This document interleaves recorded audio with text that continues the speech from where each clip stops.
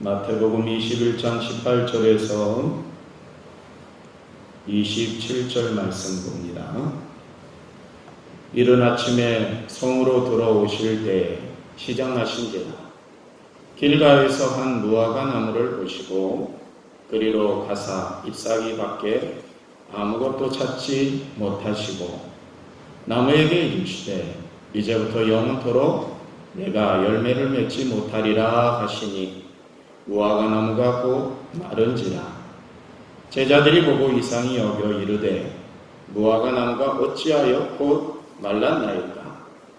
예수께서 대답하여 이르시되 내가 진실로 너희에게 이르노니 만일 너희가 믿음이 있고 의심하지 아니하면 이 무화과 나무에게 된 이런 일만 할 뿐 아니라 이 산더러 들려 바다에 던져지라 하여도 될 것이요 너희가 기도할 때 무엇이든지 믿고 구하는 것은 다 받으리라 하시니라.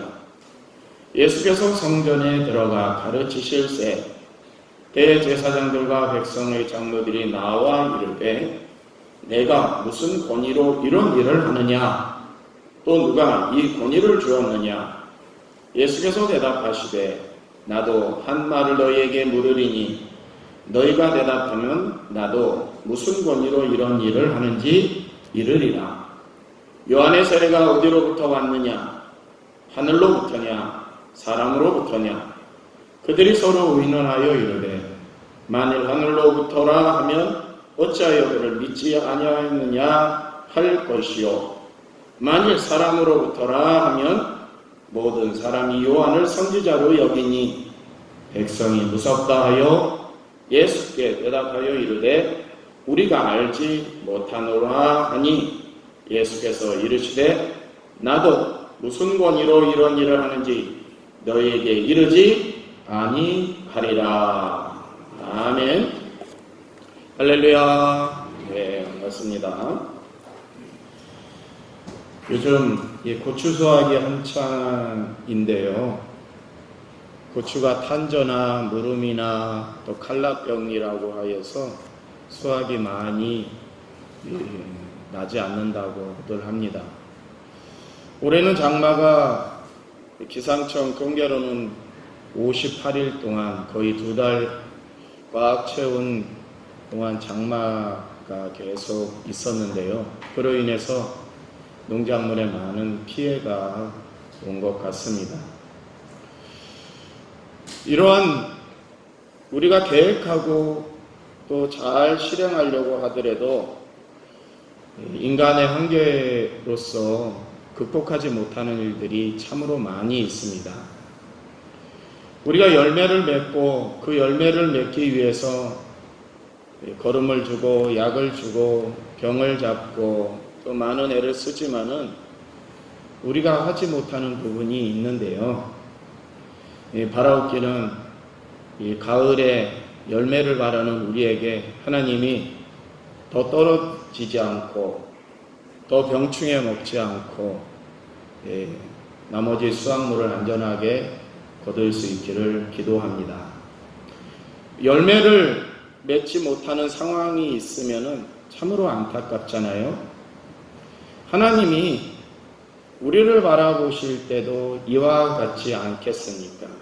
우리가 농작물을 기르고 수확할 때 마치 자식을 기르는 것처럼 많은 정성을 하는 것처럼 하나님이 우리에게도 그러한 정성으로 다가오시는 줄로 깨달으시기를 바랍니다. 그러면 우리는 열매를 하나님 앞에 보여드려야 되겠죠. 열매 없을 때 하나님은 진노하신다고 오늘 본문 말씀에 예수님은 보여주고 계십니다. 어떠한 방법으로건 우리는 열매를 맺어야 되는데요. 사도 바울은 그 열매를 9가지 열매라고 소개를 하고 있습니다. 사랑과 희락과 화평으로 시작하는 오래 참과 자비와 양선과 충성과 온유와 절제 등 이러한 열매를 하나님이 바라신다고 말씀하고 있습니다. 우리는 주님께서 기르시는 나무와 같습니다. 때문에 반드시 꽃을 피워서 그 꽃에 맞는 열매를 맺어야 합니다. 꽃을 그냥 피우는 것이 아니라 향기를 발하죠. 그러면 벌이 날아오고 또 바람이 살랑살랑 불어줘서 다른 나무와 다른 농작물과 수정을 하게 하고 열매를 맺게 합니다. 그리스도인들은 향기를 내는 존재여야 한다고 말씀합니다. 여러분들은 지금 향기를 내는 존재이신가요? 향기를 내게 될 때 사람에게 미소 짓게 하는 향기여야 합니다. 그런데 구린내나 시궁창 냄새나는 악취가 나는 향기를 내서는 안 되겠습니다. 오늘 우리가 이 세상을 살아가면서 많은 악취 가운데 휩싸여 있습니다. 그것은 비그리스도인들만이 뿜어내는 악취가 아니라 그리스도인들마저 그 악취를 뿜어내고 있는 상황입니다. 그 증거로 연일 사회에서는 교회를 가르쳐서 손가락질하고 있습니다. 일부 개인의 문제이기도 하지만 어쩌면 교회는 하나이기 때문에 우리 전체의 문제이기도 하고 또 나 자신의 문제이기도 할 것입니다. 그것은 열매를 발하시는 하나님의 뜻에 부합하지 못하는 인생을 살아왔기 때문은 아니겠습니까? 저도 그렇고 여러분도 그렇고 우리 교회도 그렇고 저 옆교회도 그렇고 한국교회도 그렇고 더 나아가서 세계 모든 교회들이 하나님이 원하시는 열매를 맺기보다는 악취를 풍겨서 열매가 맺기 전에 떨어지거나 썩거나 먹지 못하는 열매를 하나님 앞에 보여드려 왔던 것은 아닌지 반성할 시기입니다. 예수님의 포도나무 비유에서는요, 가지가 포도나무에 붙어 있어야 열매를 맺는다고 하고 있습니다. 이 가지는 하나님께 붙어 있어야 됩니다. 우리는 하나님께 붙어 있고 거기서 주시는 말씀의 양분을 받아서 많은 은혜를 공급받아서 열매를 맺어야 합니다. 요한복음 15장 8절에 너희가 열매를 많이 맺으면 내 아버지께서 영광을 받으실 것이요 너희가 내 제자가 되리라 라고 말씀하고 있습니다. 그러므로 우리 그리스도인들은 열매로서 하나님 앞에 영광을 돌리고 예수님의 제자로서의 증거를 받아야 됩니다. 인정을 받아야 됩니다. 사랑하는 성도 여러분, 먼저 우리의 믿음의 열매를 맺기를 소망하시기를 바랍니다. 성령의 열매를 맺기를 소망하시기 바랍니다. 전도의 열매, 봉사의 열매, 회개의 열매, 그래서 100배, 60배, 30배 열매로서 하나님 앞에 기쁨을 드려야 할 것입니다. 오늘 본문에서 열매가 항상 있어야 되는 것을 우리는 깨달을 수가 있습니다. 우리가 추수하면 추수한 알곡을 다 먹지 않습니다. 내년을 위해서 남겨두죠. 바로 종자, 씨앗을 남겨두는 것입니다. 우리가 한 번 열매를 맺었다고 해서 끝이 아닙니다. 우리도 풍성한 열매를 맺을 시기가 있었죠.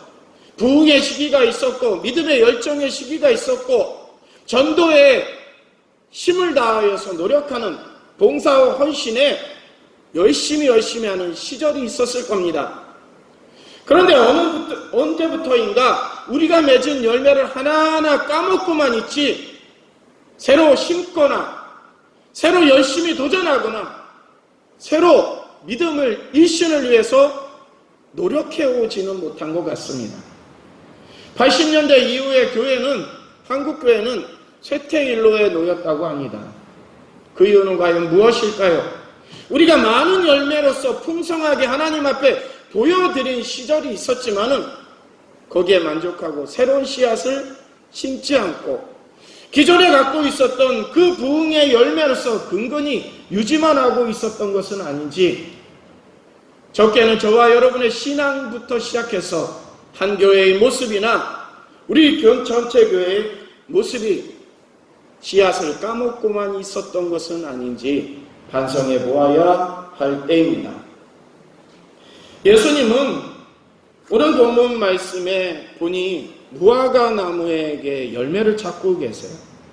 성전 정화를 하신 다음에 많은 에너지를 소비하셨던 예수님은 베다니로 가셔가지고 나사렛 집에 하루를 유하십니다. 그리고 나서 이른 새벽에 다시 예루살렘 성으로 들어오시네요.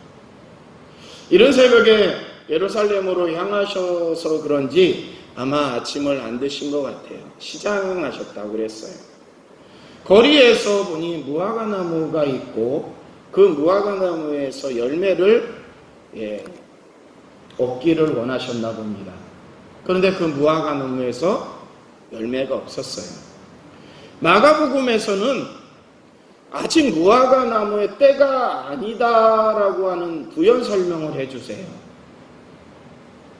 아직 무화과 나무의 때가 아닌데 예수님은 손을 뻗어서 무화과 열매를 얻기를 원하셨어요. 근데 얻지 못하자 무화과 나무에게 저주를 하죠. 이제 너 이제는 열매 맺지 못하리라 하고 저주를 하십니다. 그리고 나서 볼일 보시고 다시금 오후쯤 되었는데 그 무화과 나무가 말라 죽었다고 합니다. 무화과 나무의 사명은 열매를 맺는 것이죠. 물론 그것은 그늘을 제공하여서 사람에게 힘을 주기도 합니다. 근데 무화과 과실수의 생명은 열매 맺는 것에 있습니다. 그런데 예수님이 그 무화과 나무에게 너는 이제 열매 맺지 못하리라 라고 하는 말씀을 하시자 이 무화과 나무의 사명이 끝난 겁니다. 생명력을 잃어버린 겁니다. 그래서 말라 죽은 것이겠죠.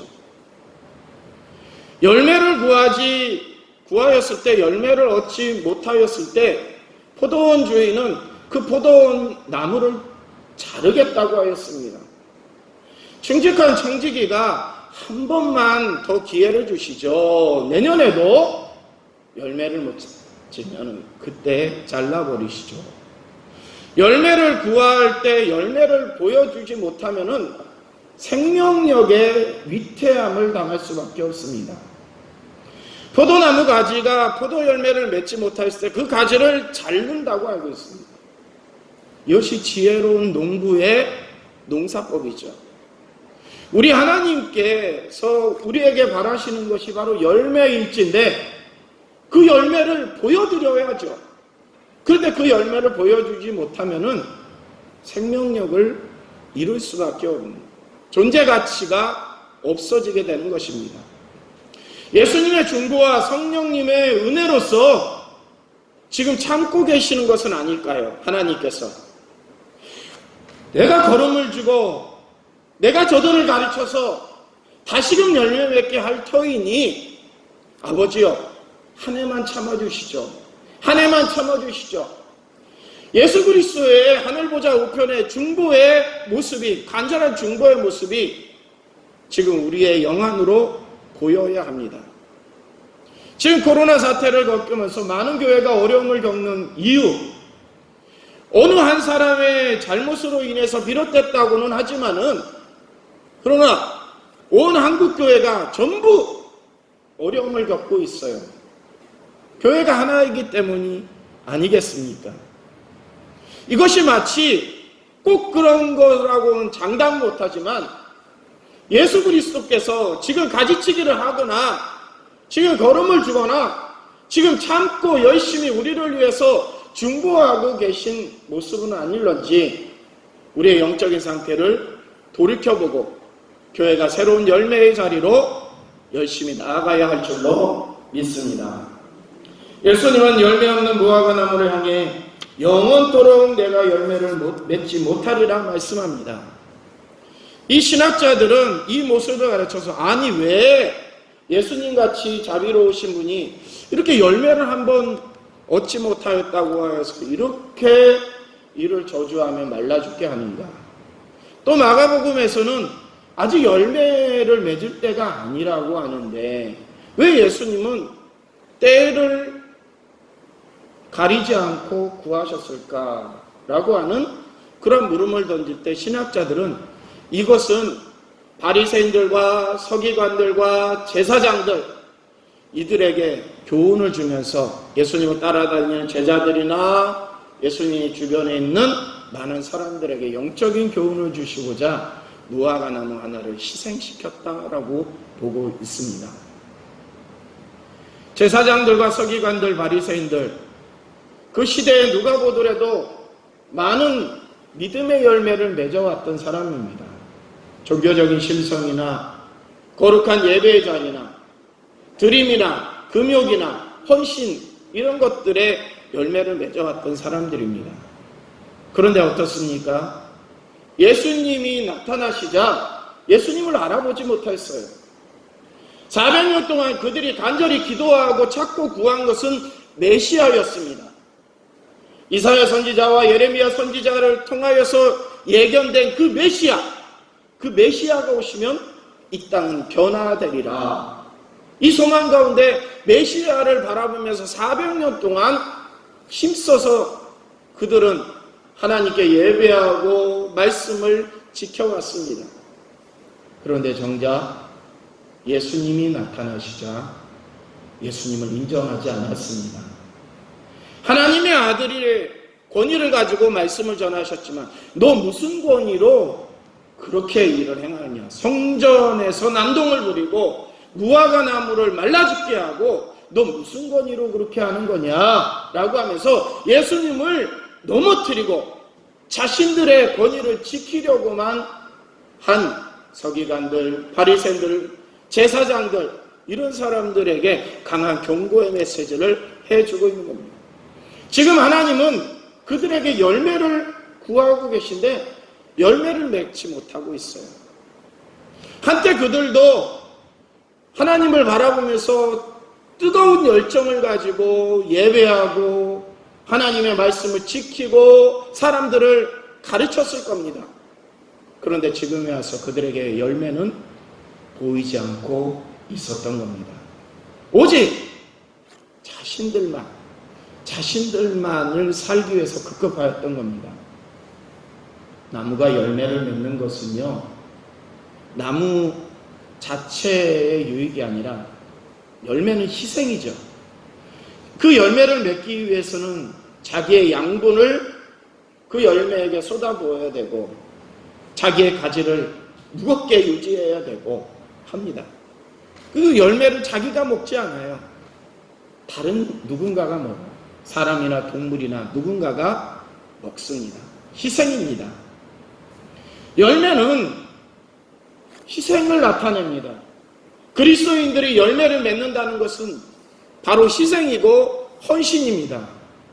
그런데 바리새인들과 서기관들과 제사장들은 당시 믿음이 좋다고 자부하는 그들은 열매를 맺지 못하고 있었어요. 예수님 무화과 때가 아님에도 불구하고 무화과의 열매를 구하신 것은요, 아버지는 언제일지 모르지만 반드시 열매를 구한다라고 하는 교훈을 주십니다. 그리고 그 열매를 구할 때 언제일지 모르지만은 기꺼이 내드릴 수 있는 열매가 항상 준비되어 있어야 된다라고 하는 말씀을 줍니다. 우리는 때를 가늠하지만은 그 때는 언제인지 몰라요. 예수님이 결국 이 세상에 종말을 통하여서 열매를 우리에게 찾으실 때 그때와 그 시를 아무도 모른다고 했어요. 언제 올지 모릅니다. 사실 그것이 우리의 불안감이기도 합니다. 그런데 반대로 생각하면 열매가 항상 준비되어 있으면 불안할 이유가 없지요. 요한이 요한계시록의 마지막 절에 뭐라고 소망하냐? 주 예수여 어서 오시옵소서. 요한은 항상 준비의 자세가 있었던 겁니다. 그러니 오늘 오시건 내일 오시건 요한에게는 상관이 없었어요. 오시는 날이 자신이 영광을 받는 기쁨의 날이기 때문입니다. 세상은 종말을 두려워합니다. 개인의 종말이나 세상의 종말 모두를 두려워합니다. 그런데 우리가 예수님께 보여드릴, 하나님께 드릴 열매를 지금도 열매 맺고 그것을 가꾸고 있다고 하면은 종말이 오히려 우리에게는 상급의 순간이 되지 않겠습니까? 사랑하는 성도 여러분, 우리가 지금 열매를 맺지 못하는 가운데 있습니다. 그 열매를 위해서 더욱더 힘쓰시기를 바랍니다. 야고보서 5장 13절에 너희 중에 고난당하는 자가 있느냐? 그는 기도할 것이요. 즐거워하는 자가 있느냐? 그는 찬송할지니라. 너희 중에 병든 자가 있느냐? 그는 교회의 장로들을 청할 것이요.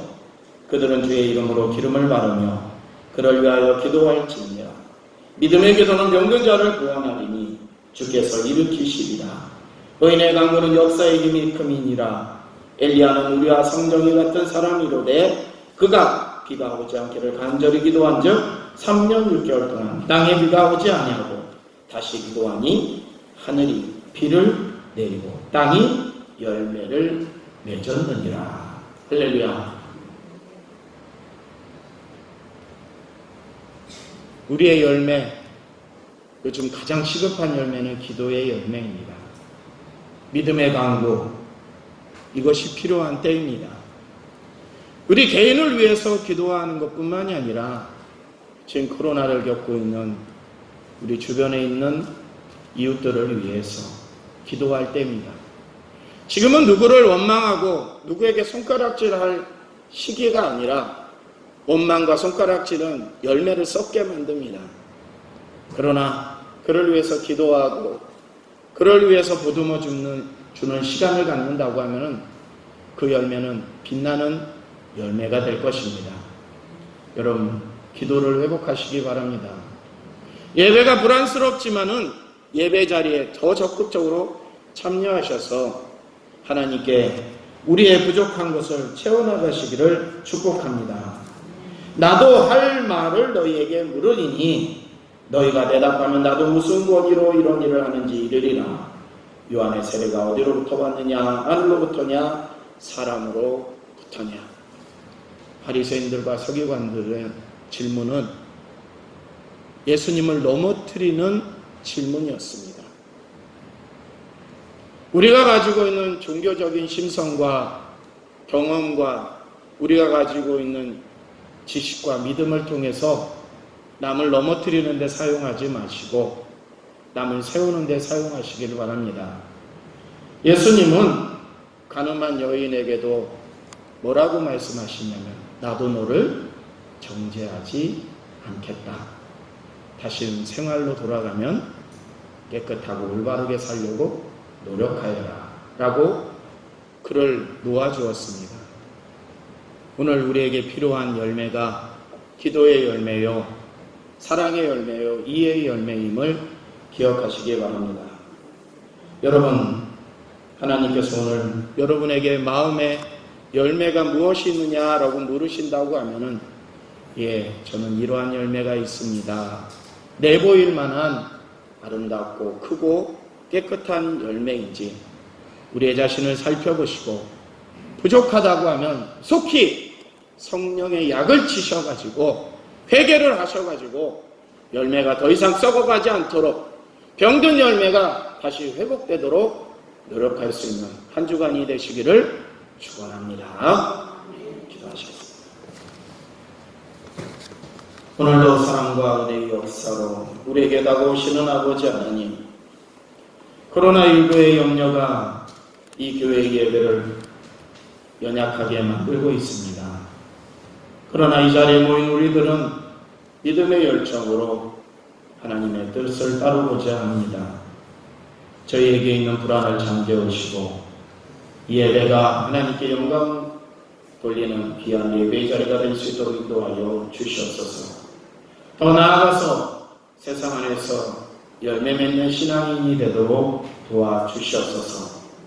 나의 이 연약함이 상대방을 불안하게 하는 것이 아니라 믿음의 풍성함이 상대방을 기쁘게 인도하는 신앙이 되기를 원합니다. 나의 강인함으로 인해서 남을 압제하지 않도록 인도하여 주시옵소서. 나의 지혜로움을 통하여서 남을 업신여기지 않도록 인도하여 주시옵시고 우리가 가지고 있는 그 풍성함으로 남에게 유익을 끼칠 수 있는 아름다운 열매가 되기를 원합니다. 제일 수많은 교회들이 썩은 열매를 맺고 있다고 합니다. 그러나 그 열매에 주 성령이 함께하여 주셔서 더 썩어가지 않도록 인도하여 주시옵시고 귀한 열매를 하나님 앞에 보여드릴 수 있는 온 교회와 온 성도들이 되도록 인도하여 주시옵소서. 예수 그리스도의 이름으로 기도드립니다. 아멘.